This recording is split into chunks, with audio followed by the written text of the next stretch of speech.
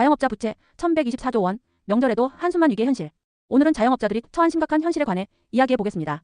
현재 자영업자들의 대출 규모가 역대 최대치인 1124조 원에 달했다고 하는데요. 특히 빚을 갚지 못하는 자영업자들이 급등하고 있어 심각한 우려를 낳고 있습니다. 그 원인과 전망까지 함께 알아보겠습니다. 1. 자영업자 대출 1124조 원, 역대 최대 기록.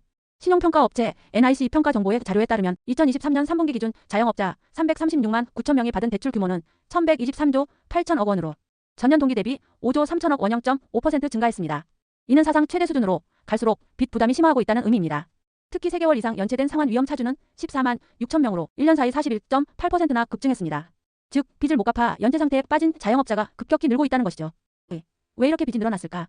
자영업자들이 빚을 감당하지 못하는 이유는 크게 두 가지입니다. 고금리의 부담. 금리가 오르면서 기존 대출의 이자 부담이 많이 증가했습니다.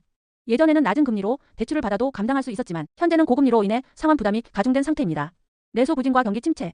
명절을 앞둔 상황에서도 내수 경기는 좀처럼 살아나지 않고 있습니다.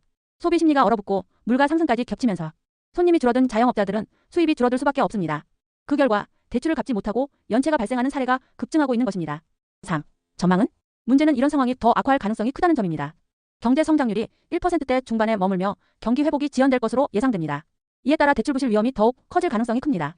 은행들은 연체율 상승을 우려해 대출 심사를 강화할 것으로 보이며 이는 자영업자들에게 더욱 어려운 환경을 만들 수 있습니다. 4. 자영업자들은 어떻게 해야 할까? 이런 상황에서 자영업자들이 취할 수 있는 대책도 고민해 봐야 합니다. 정부 및 금융지원책 활용하기. 정부는 자영업자 지원을 위한 정책 자금을 운용하고 있습니다. 저금리 대출 전환 프로그램 등을 적극 활용하는 것도 하나의 방법입니다. 고정비 절감 앤드 경영 전략 조정.